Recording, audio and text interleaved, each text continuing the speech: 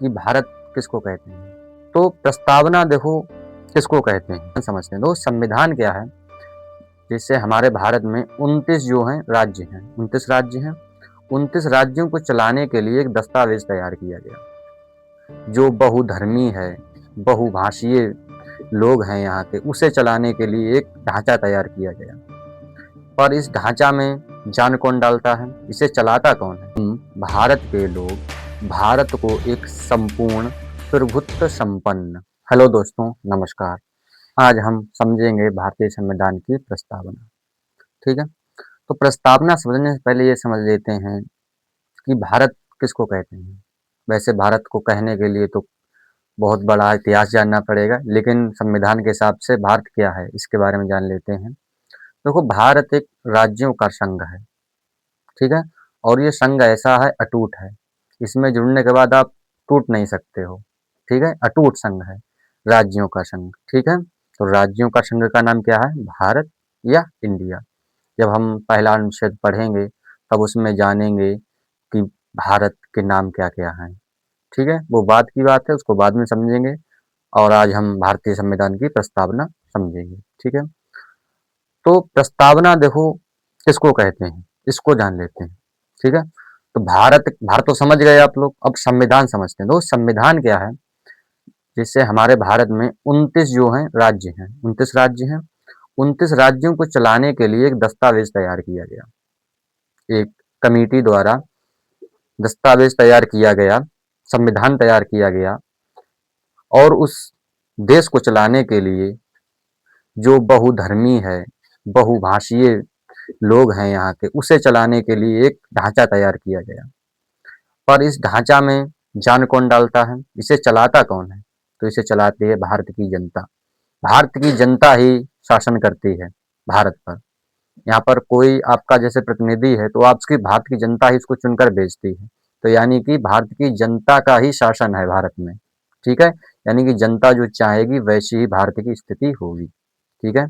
जैसा आप स्थिति अभी देख रहे हैं, हमारी जनता जो है कम पढ़ी लिखी है, इसके कारण हमारी स्थिति थोड़ी दयनीय है, ठीक है।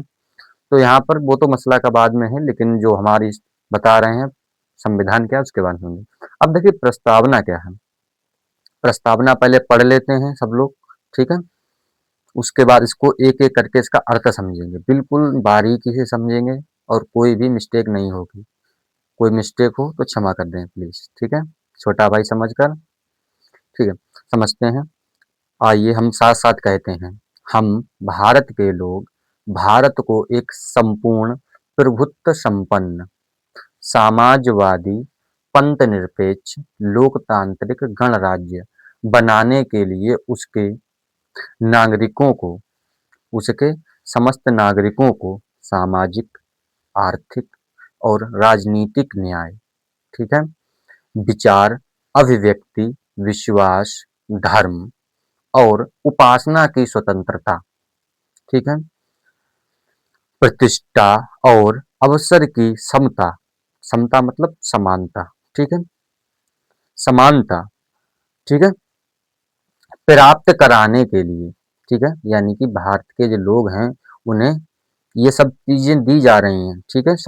प्रस्तावना में, प्रस्तावना ये देखो भारत की एक संविधान की एक आत्मा है। इसमें पूरा सबका निचोड़ है। इससे गन्ना होता है, गन्ने को निचोड़ दो एक गिलास में आ जाएगा। वैसे ही जो है पूरे संविधान को अगर निचोड़ दो, सबका निचोड़ कौन जानना है तुमको? तो प्रस्तावना है। हमारा संविधान हमें क्या क्या देता है, क्या क्या नहीं देता है, इसके बारे में पूरी जानकारी प्रस्तावना में दी गई है, ठीक है। यानी आपने अगर प्रस्तावना समझ ली तो समझ लो आप थोड़ा थोड़ा जो है संविधान के बारे में भी जान जाएंगे कि संविधान हमारा कैसा है, उसका स्ट्रक्चर कैसा है, ठीक है। जैसे कि आप आदमी को देख लेते हैं तो उसके व्यवहार का पता लगा लेते हैं, ठीक है। वैसे ही एक ये ढांचा है प्रस्तावना, आप उसके व्यवहार को भी पता लगा सकते हैं कि हमारा संविधान का व्यवहार कैसा है, ठीक है। आइए देखते हैं। उन सब में, देखिए हमने कहा पहले पढ़ लेते हैं उसके बाद समझाएंगे। उन सब में व्यक्ति की गरिमा, व्यक्ति क्या होगी? गरिमा। व्यक्ति की गरिमा और राष्ट्र की एकता और अखंडता को सुनिश्चित करने वाली और बंधुता बढ़ाने के लिए दृढ़ संकल्प होकर अपनी इस संविधान सभा में आज तारीख 26 नवंबर 1949 ईस्वी, वैसे हिंदू कैलेंडर के हिसाब से देखें तो मिति मार्गशीर शुक्ल सप्तमी, ठीक है, संवत 2006 विक्रमी को एदत द्वारा इस संविधान को अंगीकृत, अधिनियमित और आत्मसमर्पित करते हैं।